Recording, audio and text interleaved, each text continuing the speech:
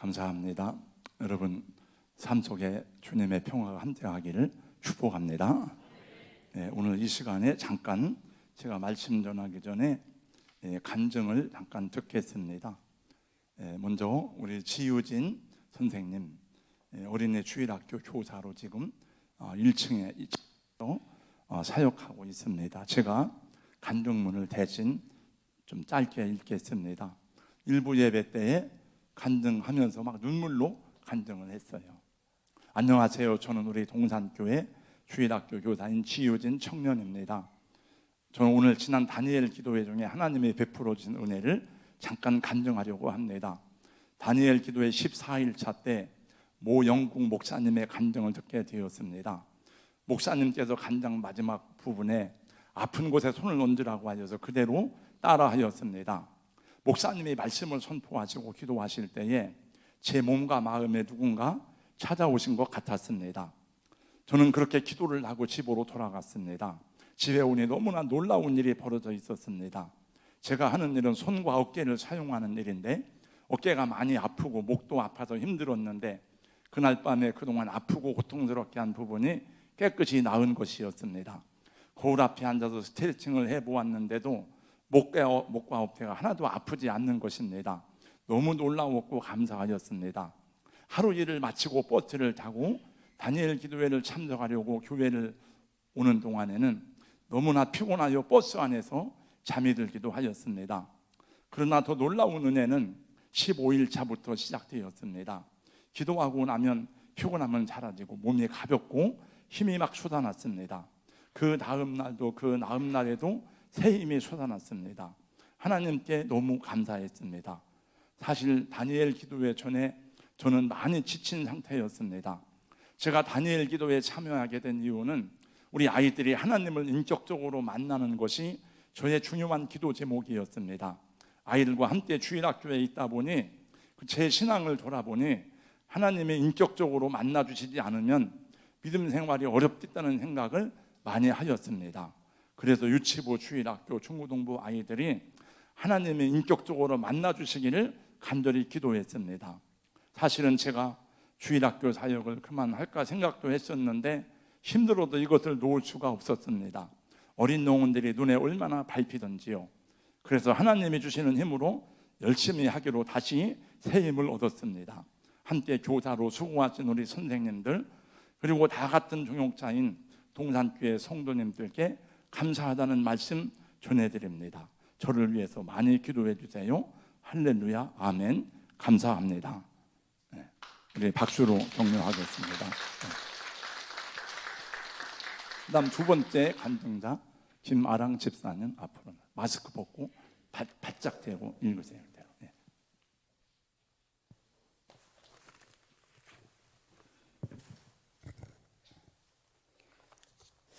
안녕하세요. 저는 베델 목장을 섬기고 있는 김아랑 집사입니다. 이번 다니엘 기도회를 통해 받은 은혜를 간증하고자 이 자리에 섰습니다. 다니엘 기도회 플랜카드가 붙여있을 때부터 마음에 부담감이 있었습니다. 기도회에 참석해야 하는데 직장, 운동, 피곤함 등등 여러 가지 핑계로 거룩한 부담감을 소멸시킬 때쯤 10월 29일 늦은 저녁 TV에서 속보로 이태원 압사 사고가 나왔고 큰 충격을 받았습니다. 그렇게 많은 사람들이 귀신 코스프레를 하고 있는 것도 놀랍고 압사 사고로 심폐소생을 하는 모습도 충격이었습니다. 내가 지금 이럴 때가 아니다. 이 세대를 향한 하나님의 메시지가 있는 것 같아 기도해야 한다는 생각이 강하게 들었습니다. 그래서 다음날 효찬이와 효산이에게 사건을 알리고 지금 우리가 기도해야 할 때다 말하고 엄마와 같이 21일 특별 기도회에 참석하자고 하였습니다. 감사하게도 두 아들은 흔쾌히 순종해 주었고 이 세대를 향한 그리고 우리 가정을 향한 하나님의 메시지를 듣기 위해 날마다 사모하고 간절한 마음으로 교회에 갔습니다. 하루하루 찬양과 간증, 기도회로 가슴은 벅차오르고 기쁨이 넘쳤습니다. 연약한 인생 가운데 상처를 잘 받는 나에게 상처를 묵상하지 말고 은혜를 묵상하라. 건강할 때 하나님과 이웃을 더 섬기라. 하나님은 성공이 아니라 신실하심을 좋아하신다. 가진 것 없고 의지한 것 없는 것이 축복이다. 죽을 것 같은 현실이 부활의 소망으로 다가온다. 의인도 고난을 받을 수 있다.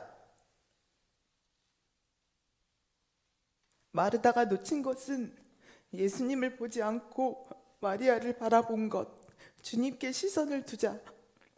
주의 기이한 도우심을 받은 우시아 왕처럼 좋은 것, 영적인 것을 바라보자.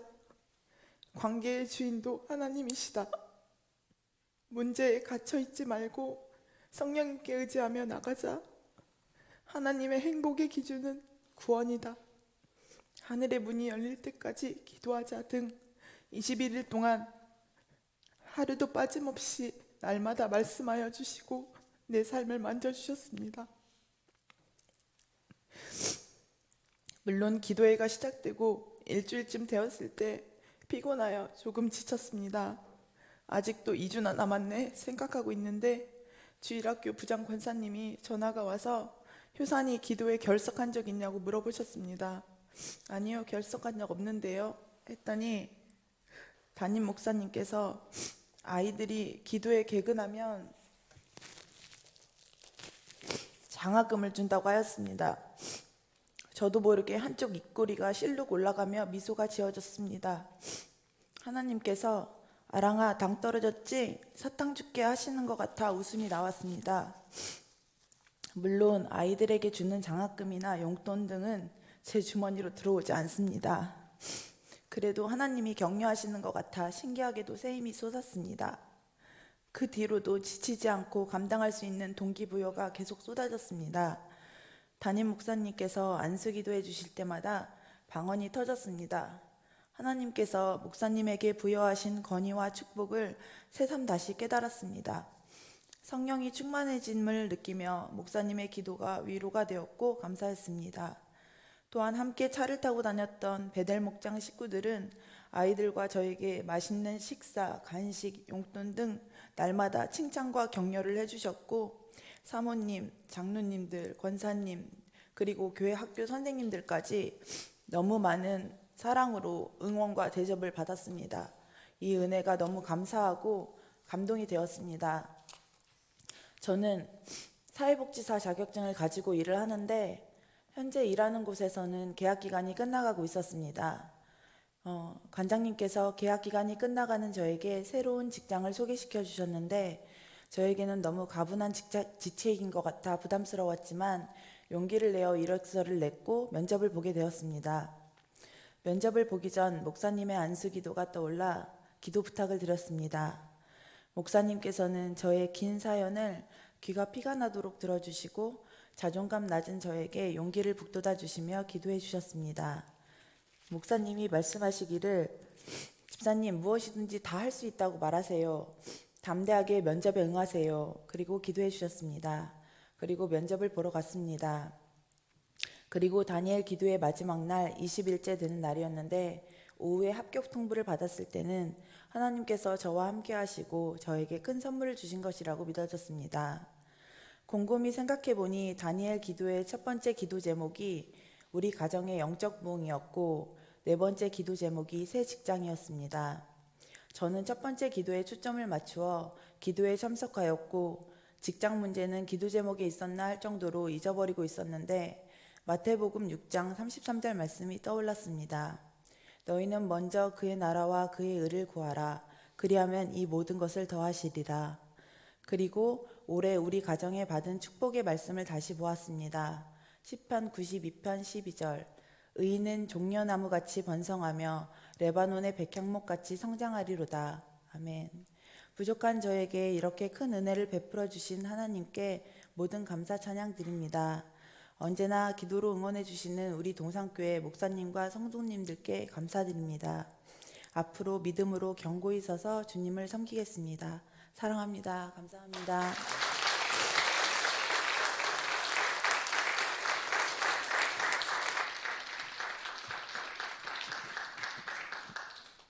네, 감사합니다. 우리 김아랑 집사님은 우리 교회 오시기 전에 다른 교회 섬길 때에 그 남편 되시는 분이 암투병을 하다가 먼저 하나님 나라로 가셨어요. 그래서 아이들 둘을 지금 이제 생계를 책임지고 생활을 하고 있는 중에 있습니다. 이번에 은혜를 많이 받아서 감사합니다. 탈무드의 세페르 하다가에 나오는 아름다운 사랑 이야기입니다. 한 남자가 있었습니다. 집안이 너무 가난해서 공부를 하지 못해서 남의 집 양치기로 전전하다가 당시 예루살렘에 살고 있는 부잣집의 양치기로 들어가 살게 되었습니다. 근데 아주 예쁘고 명석한 주인의 딸 레이첼과 사랑에 빠지게 되었습니다. 그러나 두 사람은 사랑할 수는 있어도 그 신분의 차이 때문에 결혼할 수가 없었습니다. 두 사람이 사랑에 빠진 것을 알게 된 주인은 양치기 하인을 집에서 내쫓았습니다. 남자를 연모하며 그리워하던 레이첼은 부모님 몰래 집을 나와서 남자와 함께 살게 되었습니다. 두 사람은 부모님이 소식을 들을 수 없을 만큼 멀리 도망가서 살게 되었습니다. 남자는 남의 집 양치기를 하면서 근근히 먹고 살게 되었습니다. 어느 날 그 아내 레이첼이 남편에게 말했습니다. 내가 당신을 믿는 것처럼 당신도 당신 자신에 대해서 믿음을 가지세요. 이제부터라도 공부를 하면 좋겠어요. 당신에게는 그럴 만한 재능이 있어요. 그러나 남편은 말하기를 이제 와서 새삼스럽게 무슨 공부냐고 거절했습니다. 어느 날 이 남자의 인생을 바꾸어 놓는 일이 생겼습니다. 남의 집 양을 치고 나무를 모아다가 시장에서 팔아서 근근히 먹고 살던 중에 우연히 리다이 우물가에 물이 고여 있는 바위를 발견했습니다. 웬 바위에 이렇게 물이 고여 있을까? 위에서 보니까 위에서 물방울이 떨어지는데 한 방울 한 방울 떨어지는 물방울로 인해서 바위가 구멍이 패이고 그 패인 구멍 안으로 물이 이제 고인 것이었습니다. 내 마음이 이렇게 바위처럼 단단한데 이 작은 물방울 때문에 구멍이 난 것처럼 토라의 한 구절이라도 배워볼까? 이런 생각이 들었습니다. 집으로 돌아온 남자는 아내에게 당신 말대로 공부를 하겠다고 말하고는 그의 아들이 다니는 베이크 미드라시 성경학교의 아들과 함께 다니면서 공부를 시작하게 되었습니다. 적지 않은 나이에 히브리 알파벳과 토라를 배우는 것은 쉽지 않았지만은 욥기 14장 19절 말씀 물은 돌을 닳게 하고 라는 말씀을 생각하면서 쉼없이 학문에 정진하였습니다. 후에 이 사람이 이스라엘에서 가장 존경받는 납비가 되었으니 바로 아키바 벤 요셉이라는 유명한 납비입니다. 수적천석 물방울이 바위를 뚫는다. 여러분 이런 마음으로 기도를 하면 얼마나 좋을까요? 물방울이 바위를 뚫듯이 구하고 또 구하고 기도하고 또 기도하고 그건 예수님이 가르쳐준 기도의 비밀입니다. 여러분 누가복음 18장에 누가복음 11장에 기도에 대한 예수님의 말씀을 보세요. 너희는 구하고 또 구하고 또 구하고 그 하나님을 두려워하지 않고 사람을 무시하는 그 과부를 비유하면서 말씀했습니다. 여러분 그렇게 기도할 수 있기를 주님의 이름으로 축복합니다. 아키바 벤 요셉이 얼마나 훌륭한 사람인지 얼마나 이스라엘 역사에 큰 영향을 끼친 사람인지는 여러분 인터넷을 쳐보면 알게 돼요. 아무것도 모르는 일자 무식쟁이였지만은 그는 최초의 탈무드 편집자이자 의학과 천문학에도 깊은 조예를 가졌고 이스라엘 백성들의 정신적인 지도자였습니다. 수많은 제자들이 그를 따르게 되었고 그를 내쫓았던 장인도 그 앞에 와서 머리를 숙였습니다.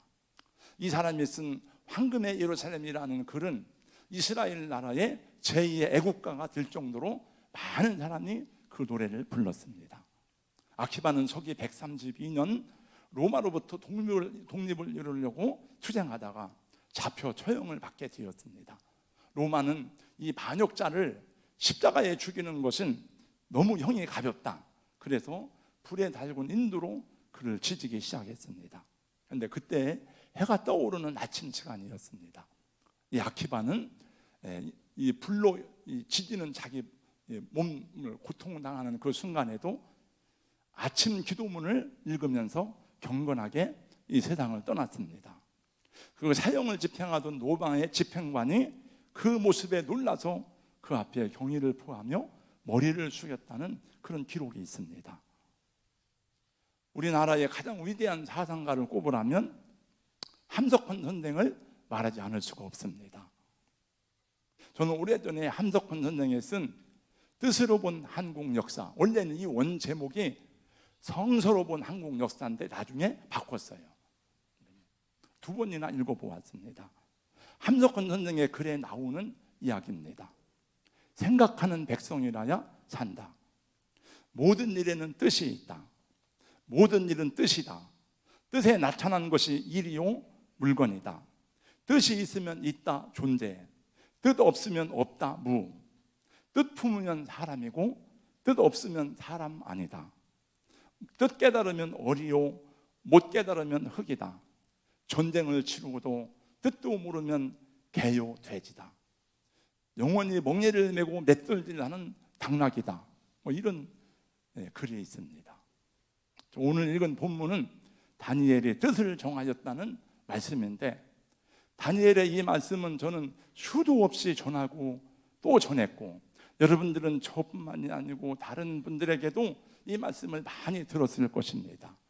사실 오늘 저는 다니엘의 이야기를 하려고 하는 것이 아니고, 우리가 뜻을 정하여 살아가는 것이 여러분 인생에, 우리의 삶에, 우리 신앙에 얼마나 유익이 되고 발전이 되고 성장이 되는지에 대해서 말씀을 드리려고 합니다. 이 말씀을 전하게 된 동기는 다니엘 기도회를 하는 중에 많은 분들의 간증을 듣고 또 제 마음속으로 메모를 해놨던 내용들을 글로 적어 놓았다가 오늘 전하는 것입니다. 이번에 다니엘 기도회만이 아니라 우리 교회는 지금부터 개척한 이후로부터 지금까지 1년에 2차례는 거의 변함없이 작정 기도회를 봄과 가을로 하게 되었습니다. 그리고 한때 여러분 기도하였고, 여러분의 기도로 하나님의 일이 성취되는 것을 보았고, 교회도 함께 성장하고, 여러분 가정들도, 여러분의 삶도 함께 열매를 맺어가는 것도 보았습니다. 그러나 어떤 분들은 오랫동안 교회를 다니면서도 한 번도 작정 기도회를 처음부터 끝까지 맞춰보지 못한 사람이 많습니다. 왜 그럴까? 처음부터 할 마음이 없는 사람들에 대해서는 뭐 상관이 없지만, 열심히 하고 싶은데, 나도 그렇게 해야 되는데 라고 생각하지만 잘 안 되는 분들이 있습니다. 시간이 없어. 건강이 안 따라줘서 나갈 수가 없어. 집이 멀어서 못해. 차가 없어서 나는 못해. 다 어려움들이 적지 않습니다. 그러나 저는 가장 큰 어려움이나 장애물은 차가 없는 것이 아니고, 집이 먼 것이 아니고, 그런 것이 아니라고 생각합니다. 그럼 무엇일까? 저는 첫째, 뜻을 정하지 않았기 때문이라고 생각합니다. 마음의 작정을 하지 않았기 때문에 그렇습니다. 교회에서 목사님이나 누가 이번에 작정기도 할 때 여러분들이 한번 마음의 뜻을 작정해 보세요. 한 번도 해본 적이 없는데 할 수 있을까? 목사님, 제가 이번 21일 작정기도회에 하겠습니다. 저를 위해서 기도해 주세요. 그러면 그 사람은 21일 동안 하게 되어져 있습니다. 한번 여러분 뜻을 정해 보세요. 그러면 그 일이 이루어지는 것을 보게 될 것입니다. 그 의지가 생깁니다. 그 의지에 따라서 몸이 반응하고 몸이 움직이게 되는 것을 볼 것입니다. 처음부터 이번엔 또 이런 일이 있어. 이런 일 때문에 이번에 또 안 되는데, 또 이런 일이 있네. 여러분, 그것은 항상 있는 것입니다. 작년에도 금년에도 내년에 또 있을 것입니다. 이런저런 문제들, 이런저런 장애물들은 이 세상에 사는 동안에는 끊임이 없습니다. 여러분을 하지 못하게 하는 그 이유는 항상 존재합니다. 그러나 뜻을 정하면 그건 극복하고자 하는 의지가 생깁니다. 무엇인지 뜻을 정하면 할 수 있는 길이 열리게 됩니다. 여러분, 이 세상에서도 정신일도 하사불성이라는 말이 있습니다만, 그거는 예수 안 믿는 사람들이 하는 말이지만은, 예수 안 믿는 사람들도 어떤 일에 집중하면 그 일이 이루어지는데, 우리는 하나님을 믿는 사람이잖아요. 하나님을 믿는 하나님의 사람들이 하나님 나라를 위해서, 공동체를 위해서, 나와 내 가정을 위해서 그것을 하고자 할 때 하나님이 왜 안 도와주시겠습니까? 방금 전에 간증했던 김아랑 집사님은 생계를 위해서 하루 종일 근무를 해야 되고, 그리고 또 사춘기를 지나는 여자아이를 또 아니고 남자아이를 둘을 데리고 교회에 온다는 것은 쉬운 일이 아닙니다. 그러나 21일 동안 아이들과 함께 개근을 했습니다. 나이가 80대 중반인 우리 할머니의 권사님은 맨 먼저 나와서 앉아 있습니다. 하루도 안 빠지고. 그건 저는 딱 보니까 작정했구나, 뜻을 정했구나. 그러니까 누가 막을 수가 없는 거예요. 자기 몸이 반응을 하게 되는 거야. 오늘 다니엘 기도회 갔지. 누구라도 그것은 쉽지 않은 일이지만 그렇게 할 수 있었던 것은 먼저 뜻을 정했기 때문입니다. 뜻이란 단어를 제가 국어사전에서 찾아보았습니다. 무엇을 하겠다고 속으로 먹은 마음. 두 번째, 속내를 말이나 글 또는 어떤 행동으로 나타내는 행위. 세 번째, 어떤 일이나 행동을 하는 가치나 중요성. 여러분, 똑같은 일이라도 내가 어떤 마음을 먹었느냐에 따라서 그 일에 대한 적응력이 다르고 성취도가 엄청나게 다릅니다. 뜻을 정하고 나면 그걸 하는 것이 훨씬 더 쉽고 가볍습니다. 뜻을 정하면 거기에 맞는 에너지가 나오게 되어져 있습니다. 한번 예를 한번 들어보겠습니다. 그냥 이런 생각이 나서 전하는 거예요. 여러분, 열흘 동안 금식하는 거하고 21일 동안 금식하는 거 어떤 게 더 어려울까요? 제가 해보았습니다. 어느 것이 더 어려운가 시험하려고 해본 것이 아니고, 전 문제를 앞에 놓고 21일 동안 금식을 작정했어요. 1996년입니다. 예배당 건축하기 전입니다. 21일 동안 금식하는 것이 쉬운 것은 아니었지만은, 그러나 이거 두 번 다시 못하겠다, 정말 힘들어 못하겠다, 너무 고통스럽다, 이런 것을 경험하진 않았습니다. 그냥 쉬운 것은 아니지만 어렵지 않게 할 수 있었습니다. 그것은 제가 분명한 목적과 뜻을 가지고 있었기 때문에 그래요. 근데 그 다음에 언젠가 어떤 분은 40일 금식도 했다는데, 우리 전에 선대 목사님들은 40일 금식이 하나의 통과처럼 되어 있어서 나는 40일 금식을 못 해봤기 때문에 40일 금식을 할까 말까 생각을 하다가 작정하지는 말고 내가 한번 40일 동안 해보자, 하는 데까지 해보자.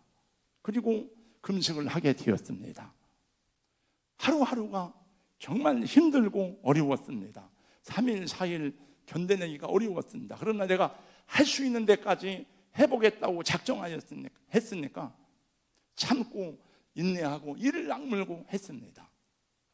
저는 11일째 되는 날 더 이상 금식을 할 수가 없게 되었습니다. 그만 마치게 되었어요. 그래서 21일하고 11일 내가 할 수 있는 최고의 한계는 열흘이구나. 그런 하나님 앞에 기도하고 작정하고 하니까 21일이 됐는데, 만약에 그때 제가 40일 작정을 하고 했더라면은 아마 했을 것 같아요. 근데 내가 그냥 내 의지로 해보자고 했을 때 그건 저는 11일 이상을 할 수가 없었습니다. 여러분, 최선을 다하겠습니다. 그 말은 좋은 말이지만은 사실 그 말은 굉장히 추상적인 말입니다. 우리 집사님이 저에게 목사님 최선을 다하겠습니다, 그 말은 내일 마음이 변할지 몰라. 그러나 집사님이 목사님 일주일 동안 새벽 예배를 나오겠습니다, 그것은 집사님의 뜻과 의지가 그쪽에 들어있는 것이기 때문에 일주일 동안 할 수 있지만 그냥 내 최선을 다해서 기도해 봐야지. 그러면 하루하고 집사님은 힘들어서 그만둘 수도 있습니다. 집사님을 예로 들어 죄송하지만 집사님만 그런 게 아니고 다 그럴 수 있습니다. 여러분, 매일 새벽 예배를 드리는 것이 쉬운 건 아니에요.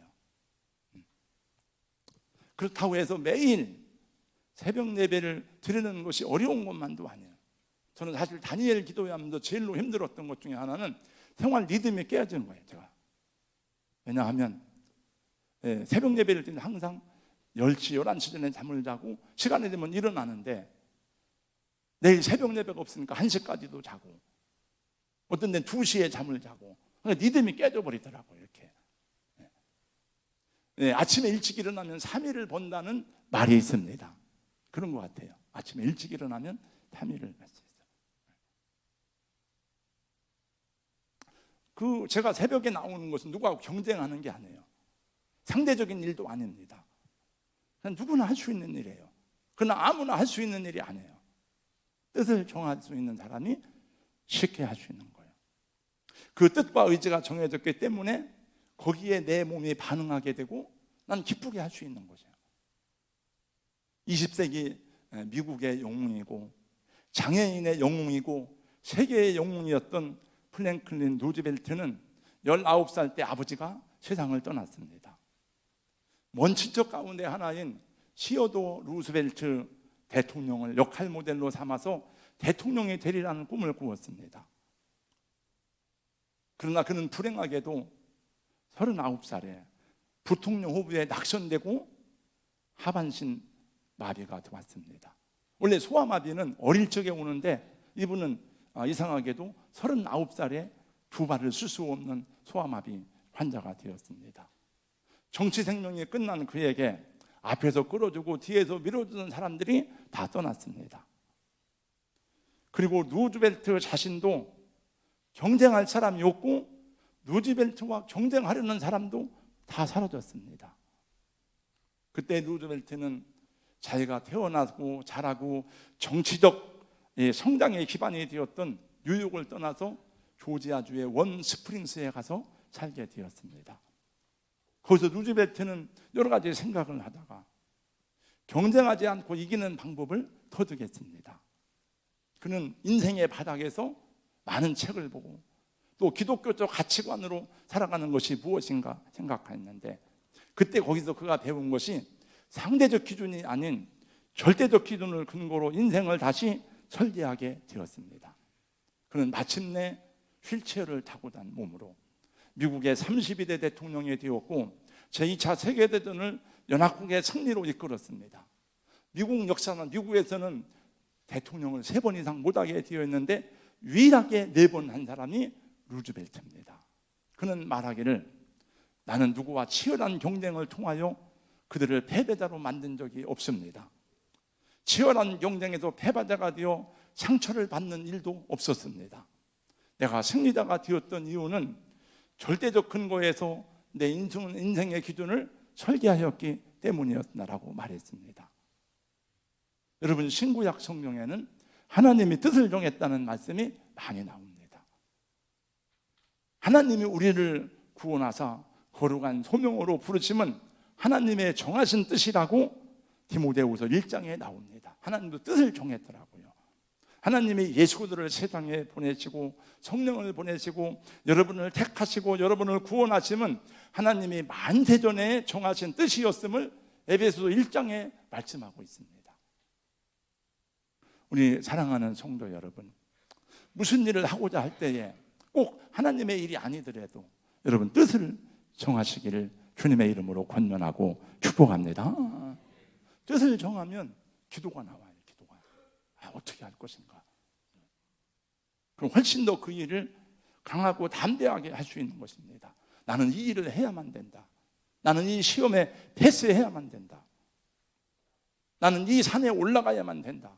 왜냐하면 나와 내 가정을 위해서, 그리고 우리 그렇지 않으니까 하나님의 영광을 위해서, 그럼 훨씬 더 큰 용기와 담대함을 갖게 될 것이고 여러분은 그 일을 성취하게 될 것입니다. 할렐루야. 여러분 믿으세요.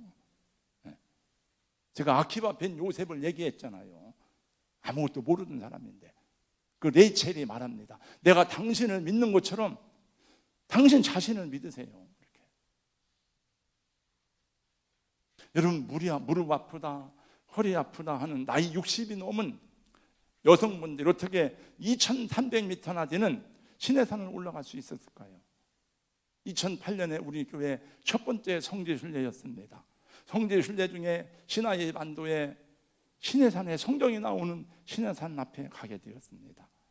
새벽 1시에 시내산을 등정하게 되었습니다. 그때 가이드가 말합니다. 너무 아픈 사람은 가지 마세요. 무리하지 마세요. 저도 우리 여성도님들이 걱정이 되어서 말하기를, 여러분 몸이 아프거나 다리가 안 좋은 분들은 올라가지 마세요. 그러나 그때 가신 분들은 16명이 갔는데 우리가 한 분도 신해산 정상에 등정하지 못한 사람이 없습니다. 여기 계셔요, 여러분들 가운데. 제일 나이 많은 분, 유분순 권사님, 할머니 다 나도 올라간다. 목사님 가겠습니다. 목사님 올라갈 수 있습니다. 그래, 앞에서 잡아주고 뒤에서 밀어주고 100% 모두가 다 그 험한 신해산에 등정하였던 것은 감격이고 감사였습니다. 태산이 높다 하되 하늘 아래 매이로다. 오르고 또 오르면 못 오르려건만은 사람의 제한이 오르고 내만 높다 하더라. 해보지도 않고요, 어렵다 그래요. 저는 우리 집사님이, 제가 주일날 막 바쁜데 저 막 직장 그런 얘기를 하길래, 집사님 내가 전화하겠습니다 그러고 월요일날 전화했습니다. 그랬더니 그 얘기 쭉 하는 거예요. 지금 이 사회복지사 계약직인데 계약직 다 끝나가는 거예요. 새로운 직장이 지금 구해야 되는데, 근데 그 자기 다니던 그 이제 회사의 관장님이 직장을 구했는데 그 직책은 자기하고는 어울리지 않는 직책이에요. 총무과장이에요. 자기는 한 번도 계장도 못 해본 사람인데 막 떨린다. 그래서 집사님 사장이라도 하라고 하세요. 제가 했어요. 뭘 못할 게 뭐가 있습니까? 군대 얘기를 했어요. 군대 가면 테니스 잘 치는 놈이 있냐? 그러면 테니스 칠 줄도 모르는 사람이 그러면 그러고 나가고 얻어 터져도 그 사람은 거기서 테니스 치게 돼요. 제가 그 얘기를 하면서 집사님이 못하는 걸 하라는 게 아니고, 못하는 운전을 하라는 게 아니고 집사님이 하던 일에 관한 것인데 총무과장이 아니라 총무국장이라도 할 수 있어야죠. 면접 볼 때 담대하세요. 난 무엇을 맡겨주든지 다 할 수 있습니다. 이렇게 얘기하세요. 할 수 있어요, 여러분. 병든 사람도 성경은 말씀합니다. 사람의 심령은 능히 그 병을 이기려니와 심령이 상하면 누가 그것을 이렇게 했느냐. 여러분, 하나님 말씀에 아멘 안 해도요, 하나님 말씀은 살아계셔서 지금도 아멘하고 믿고 구하는 자에게 역사하시는 줄로 믿습니다. 제가 어느 그 다니엘 기도회 하는데, 몰라요, 누구인지 모르지만 어떤 분이 남자분인데 아멘 막 그러더라고요. 다니엘 기도회 때는 어디서 들었나 막 그러더라고요. 그 사람 목소리만 유별나게 크게 들리는 거예요. 아멘. 하나님 말씀을 막 먹어야죠, 여러분. 성경은 우리가 헌금을 드릴 때도 미리 정하라고 말씀합니다. 사도 바울이 여러 교회 얘기했대요. 정해라, 결정해라. 고린도서 9장 7절 말씀, 각각 그 마음에 정한 대로 할 것이 억지로 하지 말아라. 정하는 거예요. 나는 이번 추수감사절 헌금에 얼마나 하겠다. 근데 안 정하면 계속 변하는 거예요. 이게 얼마 해야 될까, 얼마. 저는 정해져서 다 이미 남이 어떻게 하든지 상관이 없어요. 여러분, 제 이름이 오정무 아니에요? 제 오정무의 정자는 바를 정자가 아니에요. 정할 정자예요. 정할 정자. 너는 뜻을 정하고 살아라. 이번 다니엘 기도회 때 마지막 강사로 나왔던 진정조 약사, 여러분 들어보셨겠지만 얼마나 어렸습니까? 얼마나 그 어려운데 자기가 교회를 위해서 2억을 드리겠다고 작정한 거예요. 근데 하나님이 2억을 할 수 있는 힘을 줬습니까? 안 줬습니까? 줬어요. 그 다음에 20억을 하겠다고 그랬어요. 그 다음에 200억을 하겠다고 한 게 아니고 200억을 하나님께 매년 200억을 드린대. 지금 현재. 제가 그 간증을 들을 때 저 사람은 야곱과 같구나. 야곱. 여러분, 야곱은 하나님의 축복을 사모하면서, 여러분, 사모하는 자에게 하나님은 만족해 하시고 복을 주십니다. 할렐루야. 한두 뼈가 부러졌어. 그래도 붙잡고 하나님 나를 축복하지 않으면 갈 수가 없습니다. 울면서 그랬어요. 하나님이 거기서 이름을 바꾸죠. 내 이름이 뭐냐? 야곱입니다. 야곱이라고 하지 말고 이스라엘이라고 해라. 이스라엘은 승리자라는 뜻입니다. 너는 하나님과 싸워서 이겼다. 부모님들이 막 땡깡 노는 아이를 막 두드려 패고 야단칩니다. 그걸 안 사죠. 안 돼. 죽으려고 땡깡을 놔보세요. 부모도 사줍니다. 그걸. 그게 죽는 게 아니라면.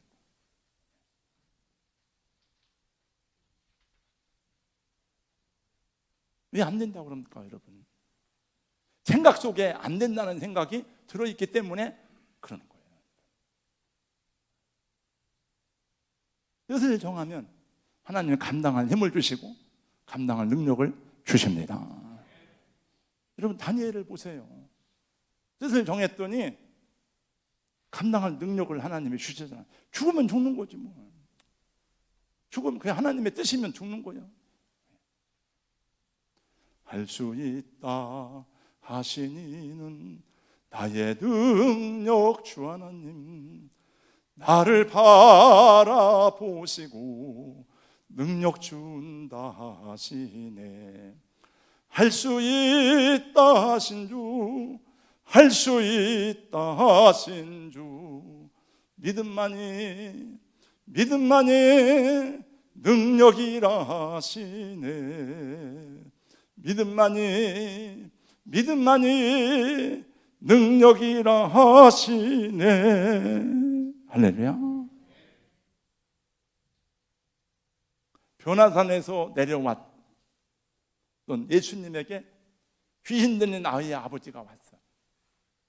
주여, 무엇을 할 수 있거든 불쌍히 여기서 우리를 도와주소서.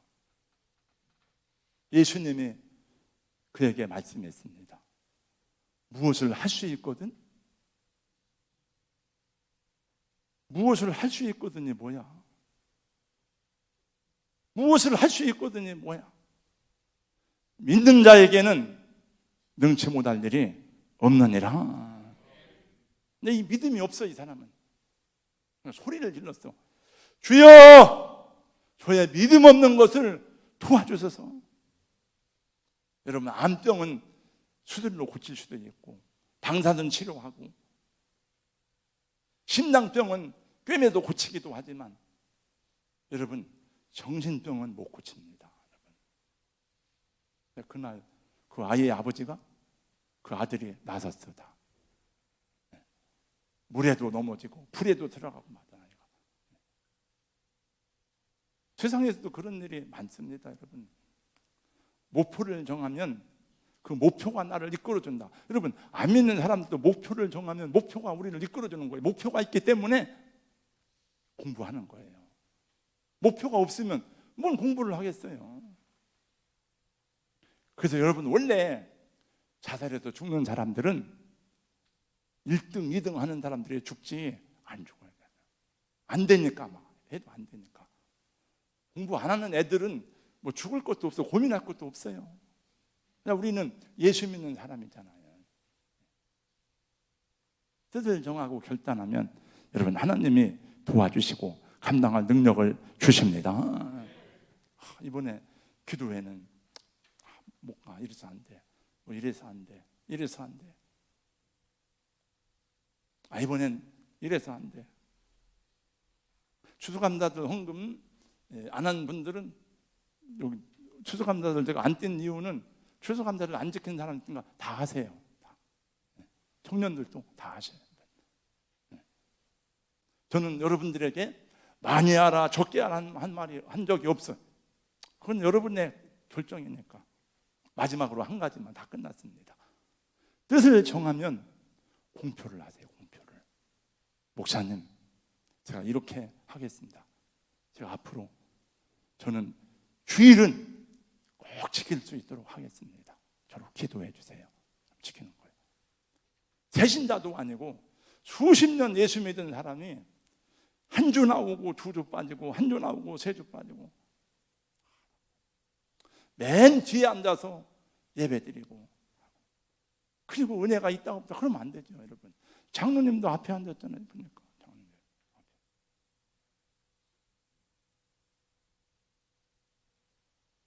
제가 제 소재에 있는 책에 있어요.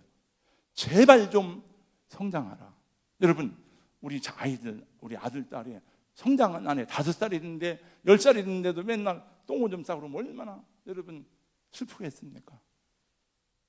그 제가 책을 2권 잡아서 1권 누구 줬는데 그걸 함부로 죽여가더라고. 왜냐하면 조금 그 주는 제 마음이 약간 그분을 뭐 이렇게 무안할까봐. 근데 그 내용 가운데 내용이 아니고 책 제목에 제발 좀 성장하라요. 한번 하는 거죠. 저는 신화성 목사님, 안디옥 성결교회, 정말 멋있더라고, 그 목사님이. 제가 들은 건 처음이에요. 이 목사님은 선언을 했어. 1년에 80% 이상 주일 성도 안 하면 직분 다 박탈입니다. 그래서 했어, 그대로. 저는 저도 야, 멋있다. 정말 대단하다. 공표를 하는 거예요, 공표를. 그래야 자기가 할 수 있게 돼요.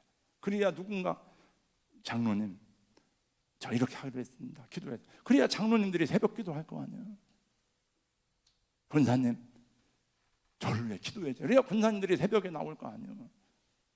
그래야 교회가 활력 있고 깨어 일어날 게 아니에요. 그리고 어차피 이 교회 아니고 다른 교회 갈 것 같으면 그런 교회 가시겠지만은 이 교회 안에 있으면 여러분, 우리 교회가 성령 충만하고 살아있고 하나님의 역사를 경험해 여러분도 그 안에서 성장하고 복을 받게 되는 줄로 믿습니다. 할렐루야.